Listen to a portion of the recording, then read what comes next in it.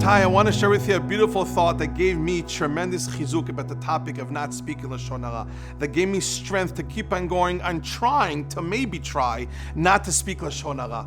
We all know Moshe Rabbeinu, Rabotai, the famous story in the Torah. Moshe Rabbeinu left the palace while he was still with Batia and Paro. He left the palace and he saw Dasan and Aviram. He saw Dasan and Aviram fighting. And Moshe Rabbeinu went over to them and he says, "Why are you about to hit your friend?" And then Dasan and Aviram, who were known to be big troublemakers in the Torah, they told Moshe Rabbeinu, who do you think you are? You think you're a salvish shofet? You think you're a king over us? You're a judge over us? We knew what you did. You killed the mitzvah. You killed the Egyptian with the words of Hashem, and you're also going to kill us. We're going to go snitch on you. We're going to speak Lashon Hara against you to Paro. After Moshe Rabbeinu heard these words, he said, now I know why. Now I know why the Jewish people are still in galut. The Jewish people are in exile. It's a pasuk in Shemais. Rabotai, this is a tremendous thing. We're talking about Moshe Rabbeinu. We're talking about the greatest Navi of all times that ever was, that ever will be.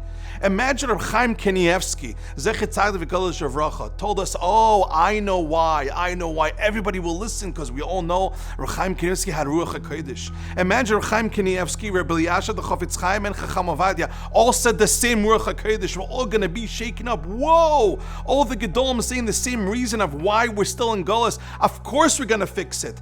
Over here, Rabotai, we have Moshe Rabbeinu. Moshe Rabbeinu who says, I know why Klal Yisrael is still in Gullus, because they speak Lashon Hara. Because they speak Lashon Hara, that's why they're still in exile. Rabotai, that's a tremendous thing. Moshe Rabbeinu revealed the secret of what causes galut, of what causes exile. Lashon Hara, speaking bad about one another. Malshinim, stinching about one another.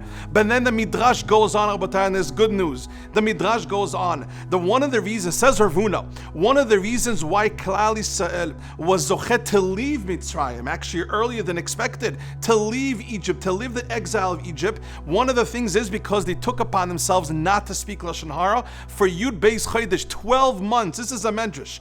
Klal Yisrael, while they were in Mitzrayim, took upon themselves and they didn't speak Lashon Hara for 12 months. And that caused them, one of the reasons that caused them to leave Mitzrayim, to leave the exile. This is a tremendous thing. Klal Yisrael was in exile because of Lashon Hara. They were in galut because of Lashon Hara, says Moshe Rabbeinu. But then they also left because they stopped speaking Lashon Hara for 1 year. And that was enough to actually leave the exile of Egypt. Rabotai, this is the good news. Right now we're in galut, we're in exile. But how do we get out? How do we get out? By working and not speaking Lashon Hara. Just like the Geula happened then in Mitzrayim, the Geula is going to happen now when we take upon ourselves more not to speak Lashon Hara, to learn the Sefer Shmirat Lashon every day that will help us to reduce the amount of Lashon Hara we speak. And b'schut that, we're going to leave the exile that we're in, and all the tzarot are going to stop. And Bezrat Hashem, with the rebuilding of the Bet HaMikdash.